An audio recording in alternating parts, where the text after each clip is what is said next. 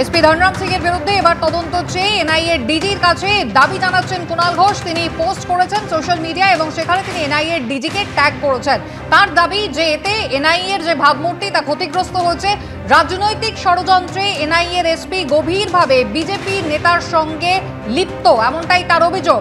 NIA এর SP তিনি একেবারে বিজেপির ক্যাডার হিসেবে কাজ করছেন, দাবি করছেন কুণাল ঘোষ। তার বিরুদ্ধে তদন্ত করা হোক এবং তদন্ত চলাকালীন তাকে বাংলার সমস্ত মামলা থেকে সরিয়ে দেওয়া হোক, তদন্ত চলাকালীন তাকে সাসপেন্ড করা হোক, এমনটাই দাবি করছেন কুণাল ঘোষ। এবং একই সঙ্গে তিনি বলছেন তৃণমূল কংগ্রেস সমস্ত রকমের তথ্য প্রমাণ এবং সিসিটিভি ফুটেজ সরবরাহ করতে তৈরি।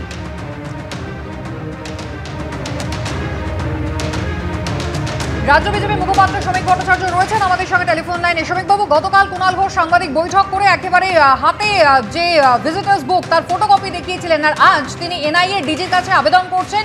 এনআইএ এর এসপি তিনি বিজেপি নেতা জিতেন্দ্র তিওয়ারির সঙ্গে একেবারে গভীর রাজনৈতিক ষড়যন্ত্রে লিপ্ত এবং এর ফলে এনআইএ এর ভাবমূর্তি ক্ষুণ্ণ হচ্ছে। তিনি দাবি করছেন তদন্ত করা হোক, তার আগে সাসপেন্ড করে দেওয়া হোক এনআইএ এর এসপি কে। শুধু তাই নয়, তিনি বলছেন যে তদন্তের সহযোগিতার জন্য যা যা তথ্য প্রমাণ দরকার, সিসিটিভি ফুটেজ দরকার, তৃণমূল কংগ্রেস সবটাই সরবরাহ করবে। গতকালকে তৃণমূল কংগ্রেসের সাংবাদিক সম্মেলন, আজকে কুণাল ঘোষের টুইটের মধ্যে মৌলিক কোনো পার্থক্য আছে? এটা নিয়ে তো আপনাদের এখন চ্যানেলে গবেষণা করা উচিত। যদি কিছু মৌলিক পার্থক্য বার করতে পারেন তাহলে হয়তো আর একটা পিএইচডি অ্যাওয়ার্ডেড হয়ে যাবে।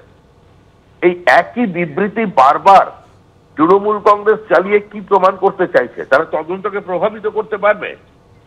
পশ্চিমবঙ্গের মানুষ তৃণমূলকে চিনে গেছে, সেটাই শেষ কথা। জিতেন্দ্র তিওয়ারি প্রকাশ্যে চ্যালেঞ্জ করেছেন যে আগামী 7 দিনের মধ্যে তথ্য প্রমাণ যদি সরবরাহ না করতে পারেন, প্রতিষ্ঠিত যদি না করতে পারেন, তিনি আইনানুগ ব্যবস্থা নেবেন, মানহানির মামলা করবেন। তাহলে এই বিতর্কটা কেন চলছে? আদালতে যান, আদালতে গিয়ে বলুন। নির্বাচন কমিশনে তো গিয়েছিলেন, না যাবেন কি একটা বলছেন, সেখানে গিয়ে বলুন। কিন্তু রোজ বিবৃতি আর টুইট দিয়ে করে তো আর পশ্চিমবঙ্গের রাজনীতিকে প্রভাবিত করা যাবে না। কুণাল ঘোষের টুইট করে কুণাল ঘোষ এবং কুণাল ঘোষের তৃণমূল কংগ্রেসের নেতারা যদি একটা পোস্ট করে মনে করেন পশ্চিমবঙ্গের রাজনীতিকে প্রভাবিত করে দেবেন, এত সহজে যদি রাজনৈতিক পরিবর্তন করা যেত তাহলে মমতা বন্দ্যোপাধ্যায়কে দীর্ঘদিন লড়াই করে মাথা ফাটাতে হতো না, নিজের জীবনের ঝুঁকি নিয়ে প্রান্ত থেকে প্রান্ত ছুটে বেড়াতে হতো না। ফেসবুক, টুইটার, এই সমস্ত সোশ্যাল মিডিয়ায় আজকের যুগে তার প্রভাব আছে, তার অসীম প্রভাব আছে, কেউ অস্বীকার করতে পারছে না। কিন্তু দিনের শেষে মানুষ তার নিজের রাজনৈতিক বোধ থেকে পায়ে হেঁটে বুথে গিয়ে ঠিক করে বোতামটা টিপে বেরিয়ে আছে এবং সেটা এবারে মানুষ স্থির করে ফেলেছে। নির্বাচন লড়ছেন, নির্বাচন লড়ুন, নতুন কিছু বলুন, নতুন কিছু করুন, কিছু কর্মসূচির কথা বলুন, ন্যূনতম কর্মসূচি।